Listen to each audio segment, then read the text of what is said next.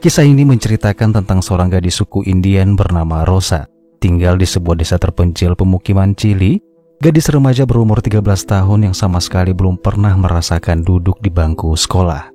Di usianya yang masih belia, Rosa justru bekerja sebagai pelayan di sebuah rumah keluarga berkebangsaan Jerman milik Tuan Stefan, di mana Tuan Stefan memiliki seorang istri dan 2 anak laki-laki dan juga memiliki sebuah usaha peternakan domba. Di pagi itu Rosa melangkahkan kakinya menuju ke rumah Tuan Stefan, melewati 2 ekor anjing galak milik sang majikan, lalu menyiapkan sarapan pagi untuk keluarga tersebut. Guten Morgen, Rosa. Guten Morgen, Agnes. Setelah menyiapkan sarapan, Rosa kembali ke belakang untuk ikut berdoa bersama-sama. Tak lama kemudian Rosa mendengar sesuatu dari arah peternakan, memancing keingintahuannya yang saat itu juga segera berlari keluar rumah. Namun betapa kagetnya Rosa ketika menyaksikan semua domba milik Tuan Stefan mati tergeletak di padang rerumputan tanpa tahu penyebab kenapa dan bagaimana itu bisa terjadi. Saat mendekati bangkai-bangkai domba itu, Rosa mendapati tali simpul yang melingkar di setiap leher hewan-hewan tersebut.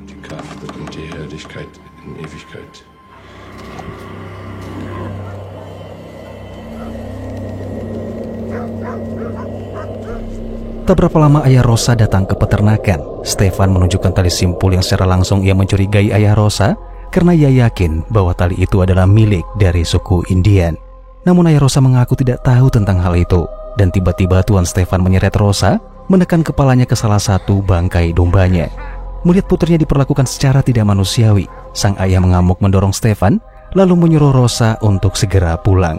Tak terima, sang ayah keluarkan pisau berjalan mengikuti Stefan. Stefan melepaskan kedua anjingnya yang langsung menyerang ayah Rosa secara brutal.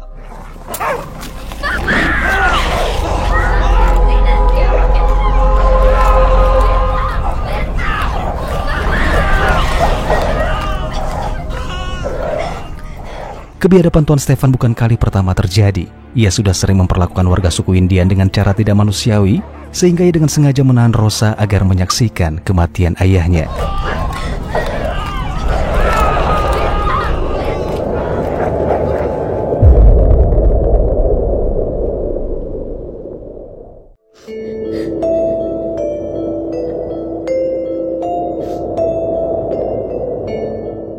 Rosa meratapi kematian sang ayah seorang diri, menangis sepanjang hari tanpa henti ketika mulai menyadari bahwa mulai saat ini ia harus bertahan hidup sebatang kara dikarenakan ibunya pun telah lama meninggal dunia.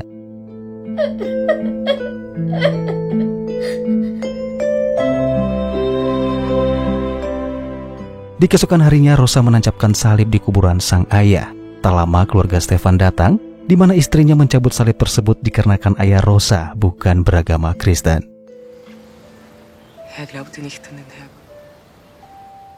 Perlakuan istri Stefan tentu saja membuat Rosa semakin bertambah sakit hati. Dengan kesal ia merebut kembali salib tersebut, lalu segera pergi menyimpan dendam terhadap keluarga Stefan.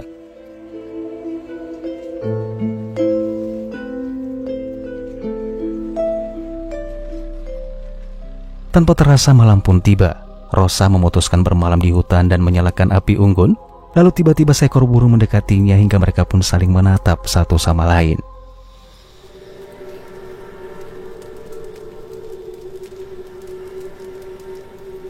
Di keesokan paginya, Rosa melanjutkan perjalanan meninggalkan desa, di mana ia ingin meminta keadilan atas kematian ayahnya kepada wali kota. Namun sayangnya sang wali kota tidak mau berurusan dengan keluarga pendatang asal Jerman tersebut. Ia menolak mentah-mentah tidak ingin membantu, bahkan dengan teganya ia justru mengatakan bahwa ayah Rosa mati karena digigit anjing dan mana mungkin ia memenjarakan anjing-anjing itu. ¿Me va a ayudar o no? A tu papá lo mató un perro y a los perros no se les mete preso.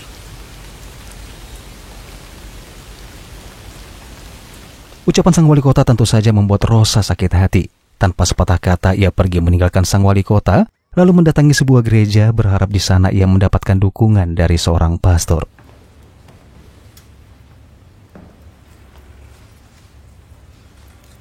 Setelah dijamu minuman, sang pastor menyarankan kepada Rosa agar sebaiknya Rosa meminta pertolongan kepada Matteo, seorang warga keturunan Indian yang memiliki kekuatan sihir kuno yang diketahui tinggal di dalam hutan.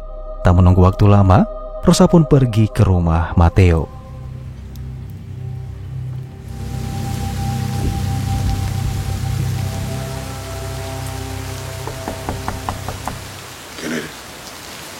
Rosa Rain. Ya es Mateo Parangkan. Setelah mengutarakan maksud dan tujuannya datang ke sana, Rosa pun diizinkan masuk dan tidur di samping kandang babi.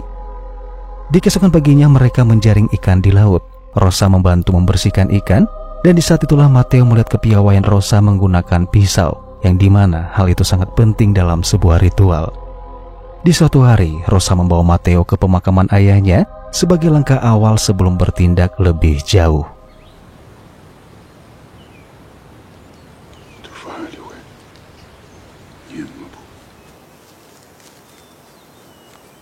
Malam harinya terjadilah sebuah keanehan, di mana Rosa melihat sekelompok burung terbang berputar-putar di dekat pondoknya, yang mana gerak-gerik hewan itu memandu Rosa memasuki hutan.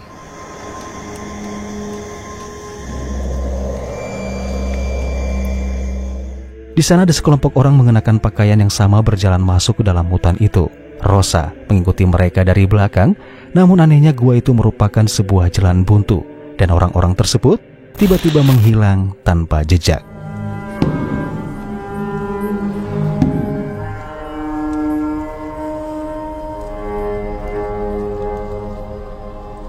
Pagi harinya, Rosa yang ternyata masih berada di dekat gua menyaksikan seorang wanita tua tanpa busana berjalan dengan tali simpul panjang yang melingkar di lehernya, sama persis seperti tali yang dilihat oleh Rosa di leher domba milik Tuan Stefan. Di saat itulah Rosa tersadar bahwa kelompok Mateo lah pelaku di balik matinya domba-domba Tuan Stefan, sekaligus secara tidak langsung penyebab kematian ayahnya.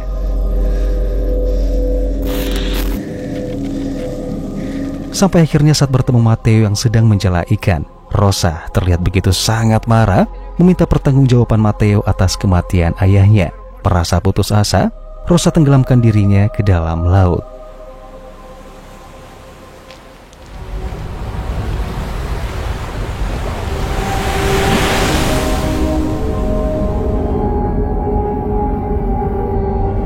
Beruntung Mateo masih berada di sana dan segera menolong, lalu membaringkan Rosa dikelilingi bangkai burung, yang mana hal itu dipercaya dapat menghilangkan kesedihan Rosa. No quiero estar acá. Quiero estar con mi papá. Mateo mencoba fokus mengalihkan pikiran Rosa yang tetap ngotot ingin mengakhiri hidupnya. Menyuruh Rosa tidur menenangkan dirinya sejenak. Setelah itu menjelaskan bahwa ayah Rosa mati bukan karena kelompoknya, melainkan pendatang Jerman tersebut telah menyepelekan suku Indian, seolah nyawa mereka pun sama sekali tidak berharga. Mendengar itu dendam Rosa kembali memuncak.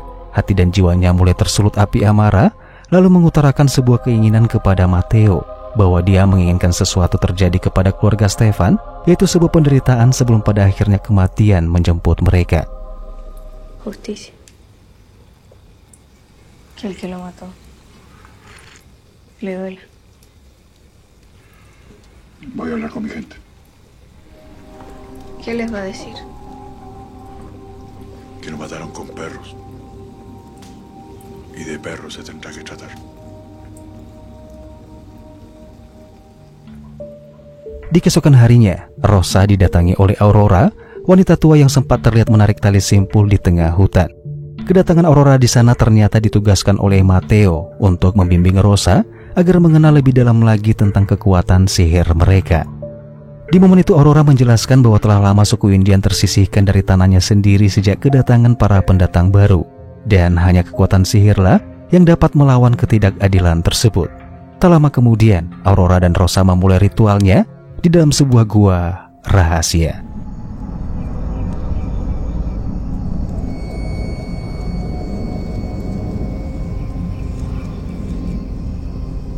Dan benar saja, di kediamannya istri Stefan mendapati kedua putranya menghilang secara misterius.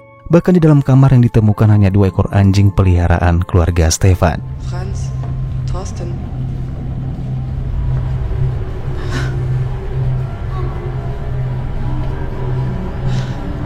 Raus! Raus!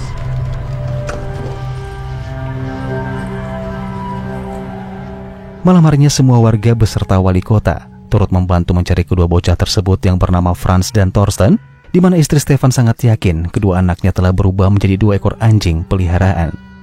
Namun Stefan bersikap skeptis dengan keyakinan sang istri. Ia tidak percaya dengan adanya ilmu sihir, santet, dan segala macam jenis ilmu hitam Akan tetapi sang wali kota membenarkan keyakinan istri Stefan, di mana ia sempat mendengar rumor bahwa orang Indian dapat berubah wujud menjadi hewan, sehingga mereka pun mencurigai Matteo yang dikenal sebagai pemimpin penyihir suku Indian. Wenn sie jetzt Hunde sind, die aufgetaucht sind. Hör auf damit. Sie haben unsere Kinder nicht in Hunde verwandelt. Alcalde, ¿qué ha escuchado de los perros? Lo que escucha todo el mundo, ¿no?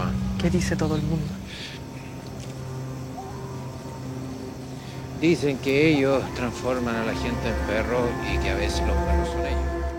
Di keesokan harinya, Matteo ditangkap bersama beberapa orang anggotanya. Ia dipukuli, ditendang, dan dipaksa masuk ke kereta pedati, di mana Rosa berlari dan secara langsung menyaksikan kejadian itu. Sejak penangkapan Matteo, sang wali kota ternyata mulai merasakan ketakutan dan kegelisahan. Ia membayangkan bagaimana jika para penyihir mencelakai kandungan istrinya yang tengah berbadan dua, sehingga mau tak mau sang wali kota harus memenangkan persidangan agar Matteo dan kawan-kawan segera dieksekusi mati. Di keesokan paginya saat persidangan dimulai, Rosa memasuki ruang persidangan dan berdiri di bagian paling depan dengan maksud agar istri Stefan melihat kedatangannya. Wali kota berusaha mendesak Matteo, memaksa agar mengakui perbuatannya yang telah menyihir anak-anak keluarga Stefan menjadi 2 ekor anjing. Namun karena tidak memiliki cukup bukti atas tuduhan tersebut, pada akhirnya persidangan dengan terpaksa harus ditangguhkan. Sore harinya Rosa menjenguk Matteo di dalam penjara lalu bertanya apa yang harus ia lakukan selanjutnya. Tak ingin sesuatu terjadi dengan gadis kecil itu, Matteo dengan terpaksa menyuruh Rosa agar segera meninggalkan pulau, memintanya untuk tidak meneruskan permainan sihir itu lagi, lalu berpesan agar Rosa membakar rumahnya untuk menghilangkan barang bukti.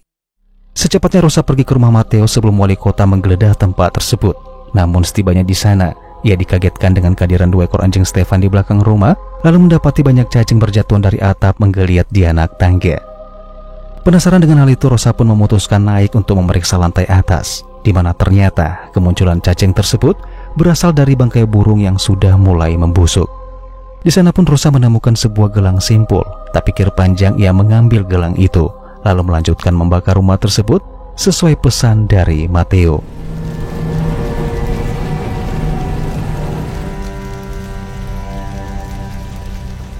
Keesokan harinya wali kota ternyata mengikat Matteo dan kawan-kawan di pinggir pantai dalam kondisi punggung mereka penuh dengan luka cambuk. Kandungan garam dari air laut membuat luka mereka semakin terasa perih, yang mana itu adalah upaya dari sang wali kota agar Matteo dan kawan-kawan mau mengakui perbuatannya. Rosa menerobos ke tengah kerumunan berusaha menolong Matteo, namun langkahnya harus dihadang oleh para penjaga. Aurora yang juga berada di sana memberikan isyarat kepada Rosa agar segera ikut bersamanya, di mana ia membawa Rosa masuk dalam hutan untuk melakukan ritual di dekat air terjun dan menyuruh Rosa memakan semacam dedaunan. Segera Rosa pun berjalan menuju ke tengah air terjun. Langkahnya diiringi oleh lirik nyanyian aneh dari Aurora yang secara harafiah itu adalah penyebutan mantra-mantra. Di alam bawah sadarnya Rosa seketika menyadari bahwa saat ini ia sedang berada di dalam gua rahasia, di mana di sana ia menemukan potongan kulit manusia yang telah dijahit satu sama lain.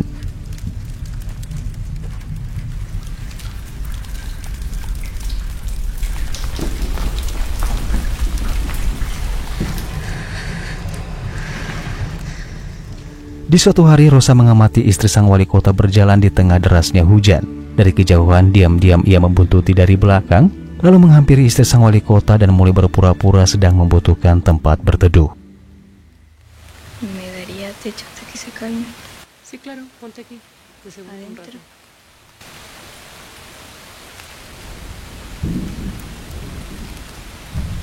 Ketika berhasil diizinkan masuk, saat itulah Rosa mulai beraksi, menyimpan sebuah benda sihir yang dapat mengendalikan keluarga wali kota.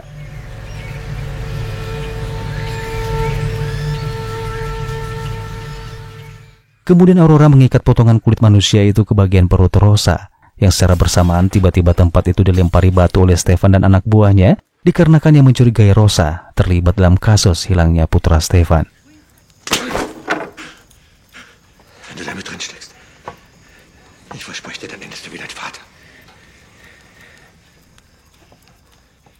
Keduanya lalu dibawa ke ruangan pengadilan beserta barang bukti potongan kulit manusia yang dipajang di tengah ruangan sidang.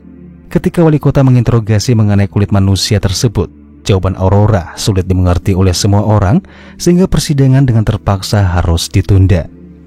En la niña. Keduanya pun lalu dimasukkan ke dalam penjara bersama Matteo dan kawan-kawan. Di sana Matteo memarahi Rosa dikarenakan Rosa tidak mendengar perkataannya. Namun Rosa mengaku bahwa dia telah mempelajari banyak ilmu sihir dari Aurora.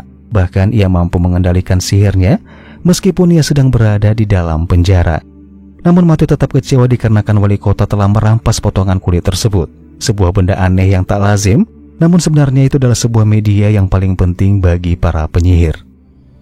Singkat cerita, malam hari pun tiba. Istri wali kota mulai merasakan kesakitan bersamaan dengan perubahan pada perutnya yang telah membusuk, di mana hal itu sebagai pertanda bahwa sihir Rosa mulai bereaksi.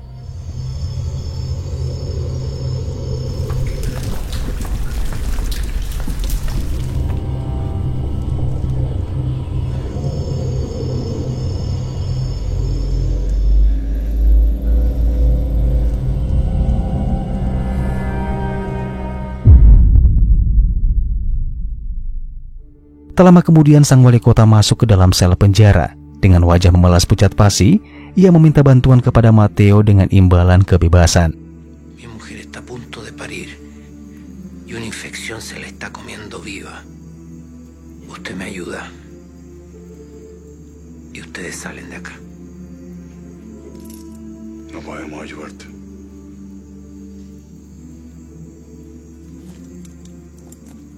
Awalnya Matteo menolak permintaannya, akan tetapi Rosa menyanggupi dengan mengatakan bahwa dia dapat menolong istri sang wali kota.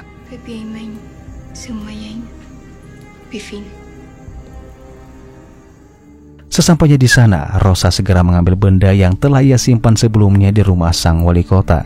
Dan untuk melepaskan ikatan sihir, Matteo membakar benda tersebut. Lalu Rosa mengeluarkan bayi dari perut istri wali kota dengan selamat.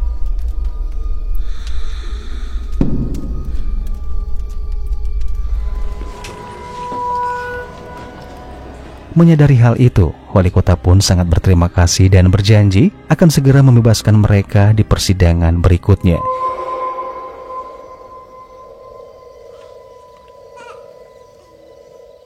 Di pagi hari, Stefan dan istrinya mengunjungi wali kota untuk memberikan hadiah berupa mainan patung domba.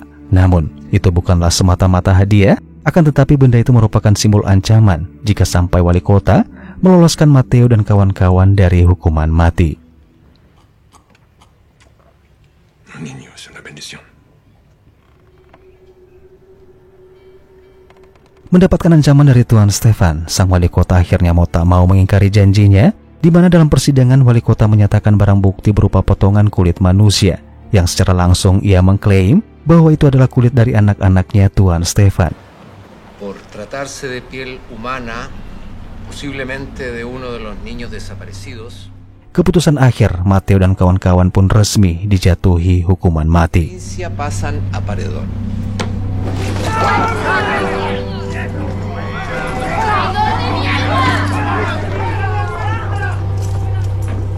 Keputusan itu ternyata mengguncang psikis Matteo hingga membuatnya mendadak mengalami kelumpuhan. Merasa putus asa karena telah dikhianati oleh janji sang wali kota, Matteo lalu menyuruh Rosa membuat racikan racun yang ia simpan di dalam tasnya. Hingga saat kemudian, Matteo meminum racun tersebut dan perlahan-lahan ia pun tewas.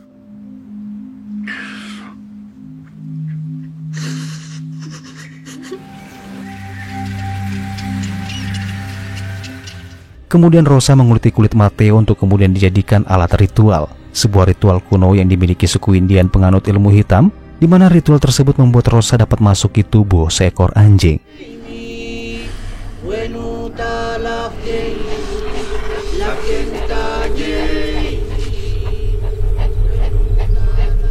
Rosa berlari menyelinap ke rumah wali kota sambil menggeram dan menggonggong.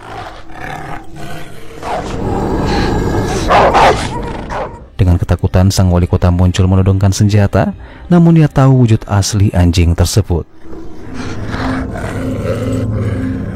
Dikarenakan takut, ia pun langsung mengeluarkan Rosa dan kawan-kawan dari penjara.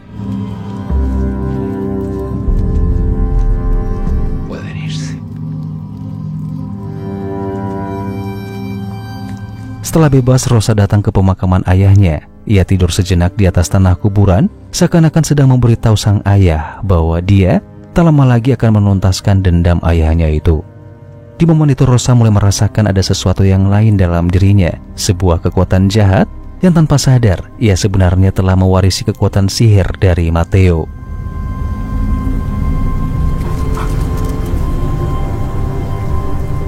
Terungkap ternyata anak-anak Stefan telah berubah menjadi anjing. Hingga di babak akhir Rosa menggunakan kekuatannya untuk membalaskan dendam sang ayah, menyuruh anak-anak Tuan Stefan pulang untuk menghabisi kedua orang tuanya. Setelah semua berlalu, Rosa menjalani kehidupan bersama warga suku Indian dalam kehidupan damai, bahkan tak lagi mendapatkan gangguan dari warga asing. Kekuatan sihir yang ia miliki membuatnya dinobatkan menjadi pemimpin para penyihir yang secara langsung menggantikan peran Matteo.